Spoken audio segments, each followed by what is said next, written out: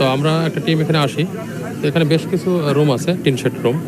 তো আমি একটা রুমে প্রবেশ করি, আর সাব ইন্সপেক্টর তরুণ আর একটা রিক্সার গ্যারেজ আছে, ওখানে তো প্রবেশ করি। তো আমি প্রবেশ করার সাথে সাথে চারজনকে দেখি, এবং ওরা ওদের মাজার ভিতরে চাপাতি ছিল, চাপাতি দিয়ে আমার মাথার উপরে তারা কোপ সারে।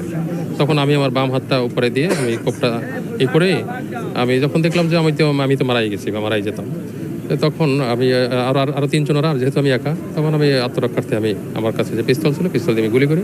এই গুলিতে দুইজন ছিনতাইকারী আহত হয়, এবং আমরা ঘটনাস্থলে চারজনকেই গ্রেপ্তার করতে সক্ষম হই। প্রায় দিস টাইমে আমাদের এসআই তরুণ চলে আসে, তরুণের উপরেও অ্যাটাক করে, তরুণও আহত হয়, এবং বাকি ফোর্সরা সবাই মিলে আমরা বাকি চারজনকে গ্রেপ্তার করতে সক্ষম হই।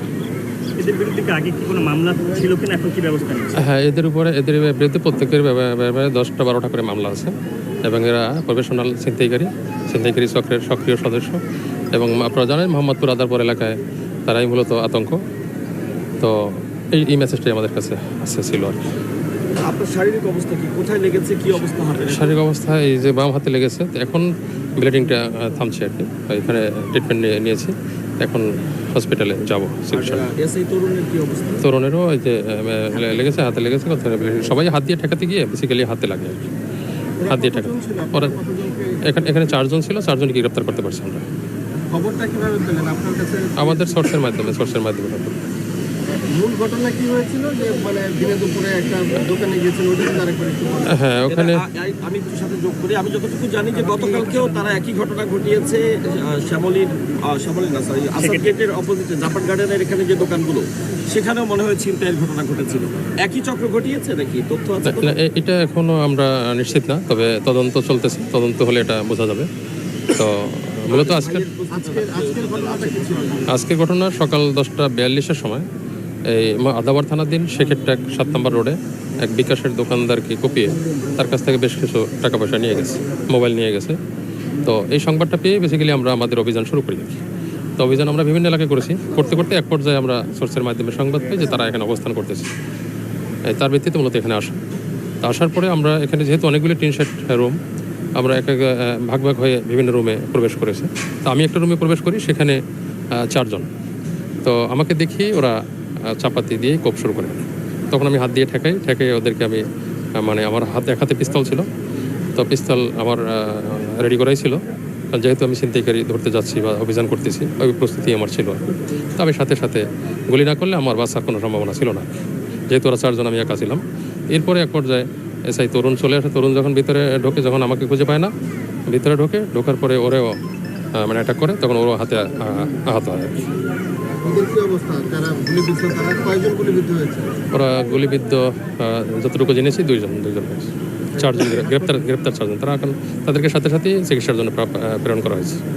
আচ্ছা, এটা তো এই সংঘবদ্ধ চক্রে তো 4 জন না, নিশ্চয়ই আরো অনেকেই আছে। বাকিদের বিরুদ্ধে অভিযানের কি অবস্থা? হ্যাঁ, জোরালো অভিযান চলবে আমাদের, এবং আমি চাই যে মোহাম্মদপুর আদাবার পুরো নিরাপদ হয়ে যাবে ইনশাআল্লাহ।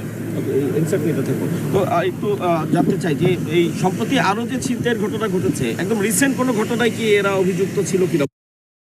এটা আমরা তদন্ত করলে বা অ্যানালাইসিস করলে জিনিসগুলি আমরা আরো ক্লিয়ার হতে পারবো আর কি। নামগুলো একটু বলবেন, নাম মানে বিখ্যাত কেউ আছে? হ্যাঁ, এখানে বিখ্যাত রুবেল, তারপরে আরেকটা কি নাম, আমিন,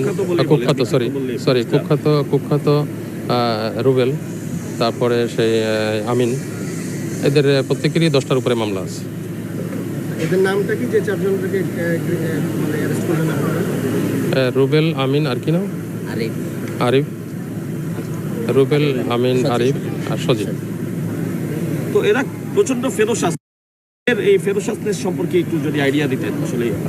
আসলে আপনারা জানেন যে 5ই আগস্টের পরে এবং আগস্টের পূর্বে যেরকম একটা এখানে মোহাম্মদপুর আদাবরে আগস্টের পরে যখন পুলিশিংগুলো আমাদের চলতেছিল, তো বিভিন্ন কারণেই তো আমাদের আসলে পুলিশিংটা একটু রিঅর্গানাইজ করার জন্য যে আমাদের যে সময়টা লাগে, সেই সময়ের সুযোগে তারা যে প্র্যাকটিসটা করছে, তারা যে এটা করছে, এলাকায় একটা আধিপত্য বিস্তার করছে।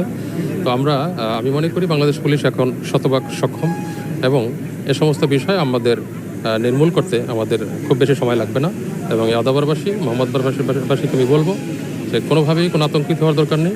আমরা খুব কম সময়ের ভিতরে ইনশাল্লাহ এই আদাবর মোহাম্মদপুরকে আমি নিরাপদ করবো ইনশাল্লাহ। কোন ঘটনার প্রেক্ষিতে মূলত আজকে এখানে এই ঘটনাটি ঘটে আসা লাইভ লাইভে ঘটনা তো এই শেখের ট্র্যাক 7 নম্বরে ওখানে একটা বিকাশের দোকানে ছিনতাইয়ের ঘটনা ঘটে।